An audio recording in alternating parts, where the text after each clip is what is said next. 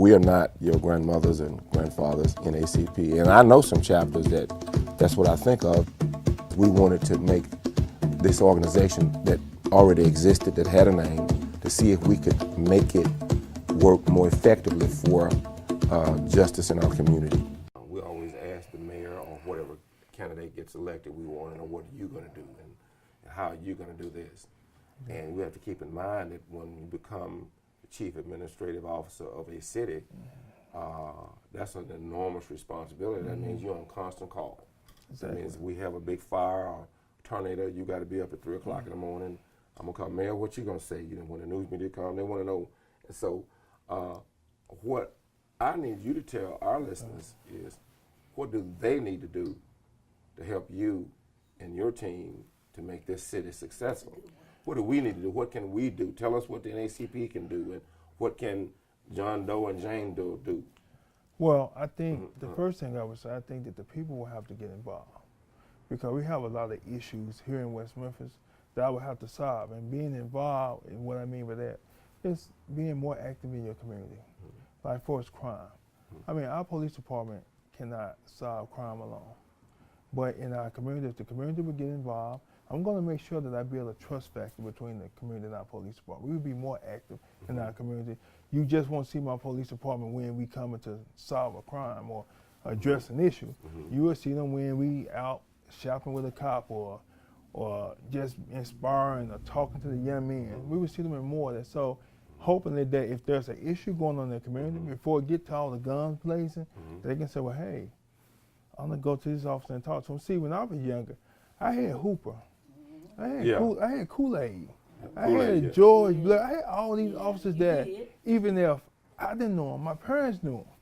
And if there was an issue, it wouldn't be nothing. Well, I never got in trouble. I know my auntie son had a little trouble. It was easier for them to say, well, hey, Hooper, this is what's going on. We can try to get these things under control. Or if your home get broken in and you standing outside, you would care more about that neighbor that you would cross the street from and say, call the police, let someone know. Because when you don't tell who broke in this house, guess what? Tomorrow, they're going to be in your house. So we got to bond together. People of West Memphis got to know, I can't do this alone. I'm not even going to try to do it alone. Now, that's the first thing. Get more involved. Start coming to your city council meetings. Start understanding what we do. Start to hold your government accountable. Talk to your council people. Make sure they're doing the best things for your community. That's the first thing. The second thing that I ask my community to do is to be patient. Understand that it's a great change coming, but it's not going to happen tomorrow. You know, as being an elected mayor right now, I've had probably about 25 phone calls. I think Ms. Taylor told me that I have more phone calls coming in now than the mayor probably have ever had. You know, and I need to understand I'm not the mayor yet, and I'm going to do what I can to reach out to you. But they have to understand that I would not be so accessible as I was for the council, because I got so many different things that I'm doing at this point. So I need them to be patient on that part, as well as understand that everything is not going to happen overnight. Now, I want to tell you all about this. With the department heads that I have chosen, I have an executive purchaser who is more of my executive administrator, and that's Kenneth Johnson. We're working on some key things. I'm just going to give you a little snippets of some things. Right now, a young lady that works in my community development department, is named Summer, is working on some land bank where we can try to get all these empty and abandoned lots under control. You know, the city say you have to have a 50-feet lot, but you know, we got a lot of 25-feet lots and different things like that. So we're trying to address those problems. Kenneth right now is working with Afrika right now to try to make sure when January 1 comes, we can start working to get that money to be affordable housing within our community. Also, Nick is doing some graphic work for my new campaign called Enough is Enough. Nick Coulter. Nick Coulter, yes. And what we're going to do, we're going to cut this violent crime down 50% in my first year. That's a big statement. Yeah, it's a big statement. I think, let me tell you something. I think me being the first black mayor in our city, I'm in a position to go in our community and challenge our communities. It's time for the churches to get involved. Because let me tell you this, you can't save a soul if there's no life to save. You know what I'm saying? So I got to get them more involved. And they have been very open to doing whatever we need to come up with a program that their buildings will be available. I want to talk I'm talking with a group of some of the guys that's been in prison because they have done so much damage in our community. It's time for them to help to heal it. That's why I said the community and everyone has to be involved. I also want to use the resources that we have. You know, I wrote the Summer Jobs Program, and I know many of y'all remember the CETA program. I worked that program coming up. And I rewrote it for the city because, you know, that program ended a little over 20 years ago. And this past year, as a council person, we had several kids working for every department within our city. Library, police. Some of them still at the library and the police department. Right. The fire. Yes. I work with some of our local businesses like Blue Beacon and different people like that. So as mayor, I plan on working to get more money in that fund as well as hiring a citywide grant writer that we can take advantage of all the dollars that's out there that we haven't been doing. Because, I mean, if we don't start to address the issue with our young people at an early age, once they get early age. Let me show you this on the third grade education level. I know you know this. Prisons right here are deciding whether or not they're going to be a prison. Exactly. So right now on the third grade level, we already doing young entrepreneurs. Yeah.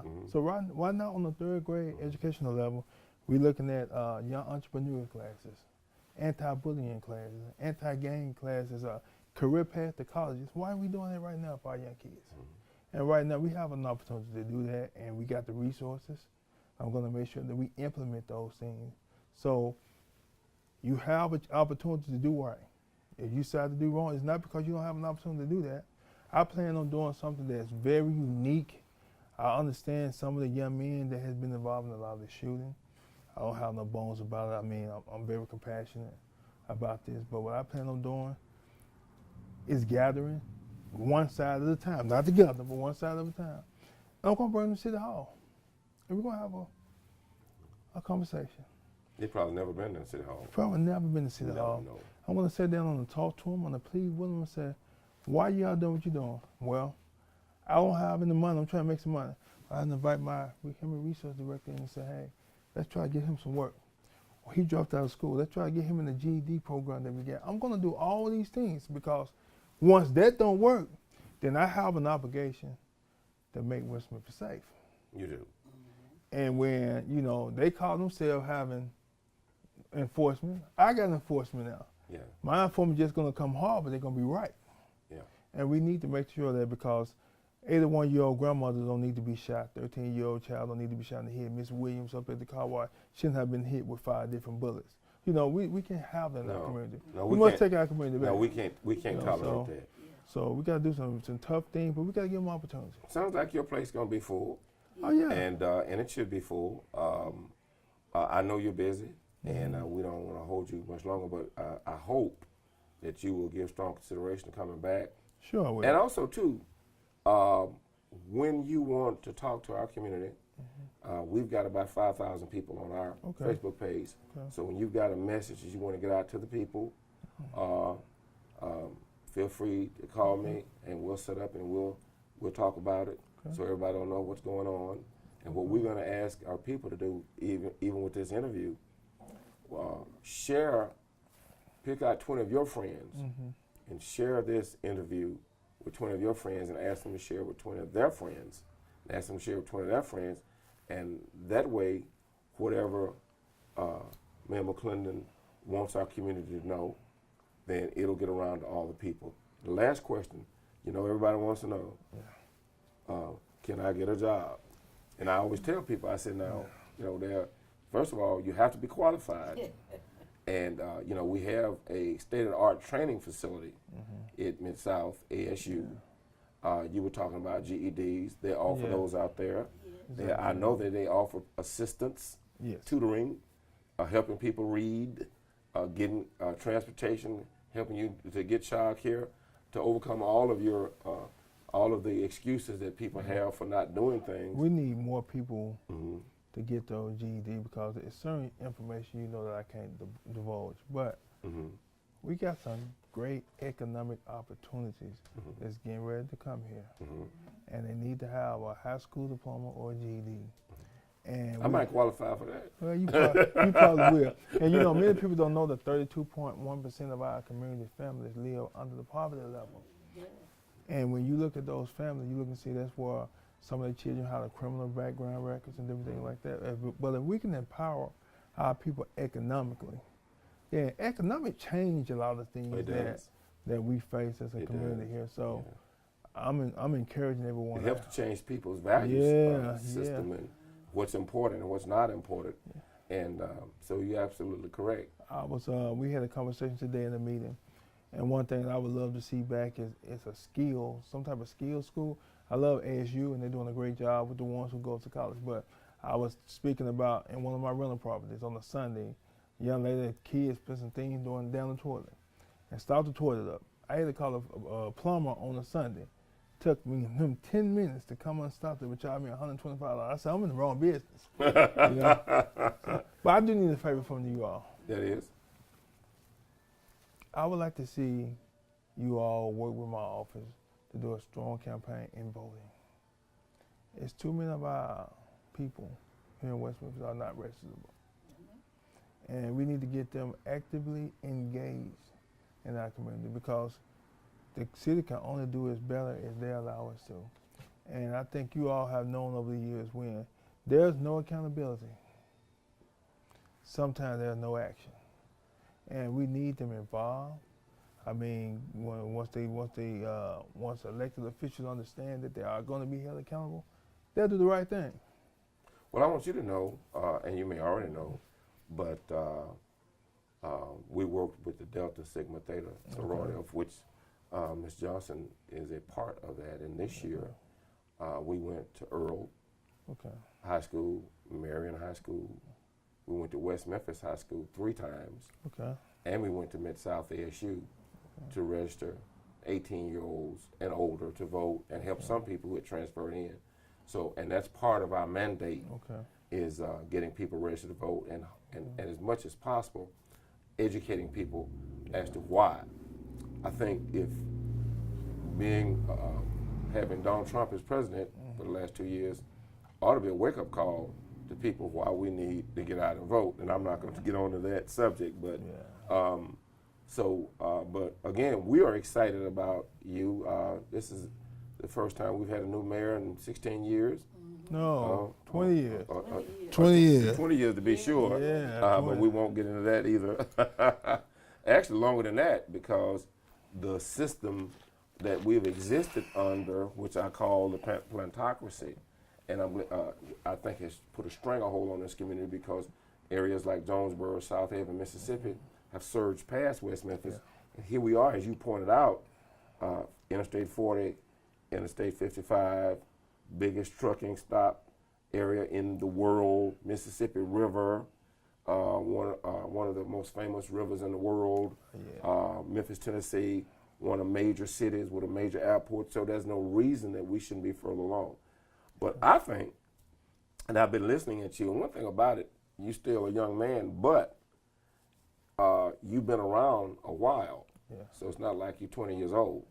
You've been around, you've been on the city council, you've been involved in this community, ups and downs. We've agreed, we've disagreed, but what I have noticed in you, you always had a good disposition. So even if we disagreed, the next few weeks, we might have sulked for a minute, we'll be back talking. So that means that there's potential in those type of relationships. And so we're looking forward to working with you, and we're looking forward to you working with us, because there are many things that we want to do, some of which we don't want to discuss right now. And but hopefully in the next few months, once you've gotten a chance to, as they say, get your feet wet, although you're already ahead of the game because you've been on the city council for so long. But we'd like for you, again, we want you to come back and talk to us again. Well, let me add this to you. Me and you done had our agreements and disagreements. Yes. But there ain't nothing you or me have ever said to each other worse than what some other people have said to me. And if I can deal with them in Nashville, I have to deal with them, I think I can forgive you. Well, I hope you can forgive me. Well, let me just say this. First of all, I want to dapper, because that's what they do. Oh, okay. Give him a dap. And I wanted to just say to you, you've been given a big responsibility. Think, meditate, pray, and rule well. We are not your grandmothers and grandfathers in ACP, and I know some chapters that's what I think of. We wanted to make this organization that already existed, that had a name, to see if we could make it work more effectively for justice in our community.